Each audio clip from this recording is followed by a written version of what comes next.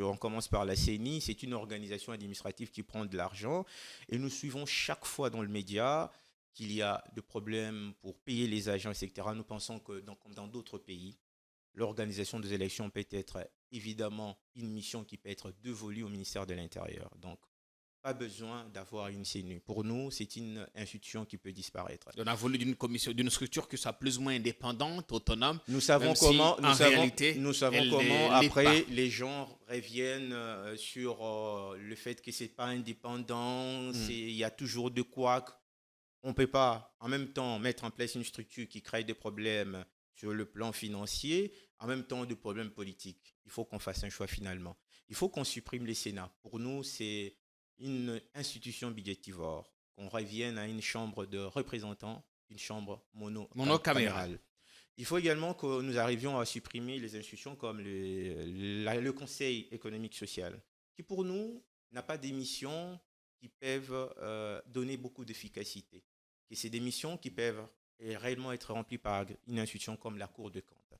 C'est des gens supplémentaires qu'on paye.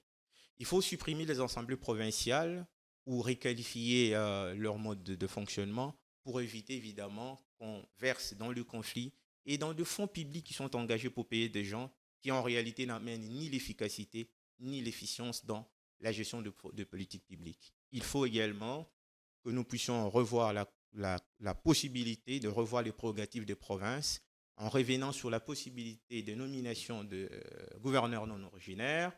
Et il faut également que nous puissions revoir le mandat de 5 à 7 ans. Ça, c'est notre position. Il appartiendra évidemment à toutes les personnes qui participeront à ces débats d'échange au sein de la commission qui sera mise en place pour évidemment tomber sur une seule option.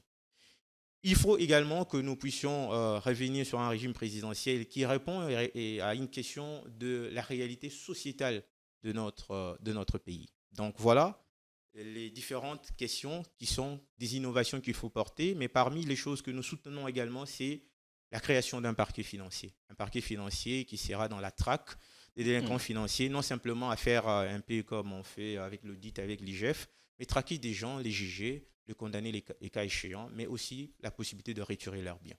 Bien, qu'on quitte l'unitarisme, la décentralisation pour le fédéralisme, c'est ce que vous souhaitez aussi. Oui, nous souhaitons également cela. Nous pensons qu'il faudrait définir également, ça sera un long débat, dans le concept du fédéralisme, qu'est-ce qui va pouvoir être vraiment fait. Parce qu'aujourd'hui, nous n'allons pas dire que la décentralisation est une mauvaise chose. Il s'est posé un problème de périmètre. Il s'est posé un problème de réalité sur le terrain. Et donc, il faut redéfinir les choses. Il faut garder le Premier ministre ou nommer carrément le vice-président. Parce que vous souhaitez que l'on bascule dans un régime présidentiel. Dans un régime présidentiel, il sera évident qu'il faudra que des personnes partent en ticket pour aller aux élections. On revient carrément à la Constitution de 67. Le problème n'est pas nécessairement Est-ce que c'est de la nostalgie? Non, le problème n'est pas simplement qu'on revient sur la décision de la Constitution de 1967.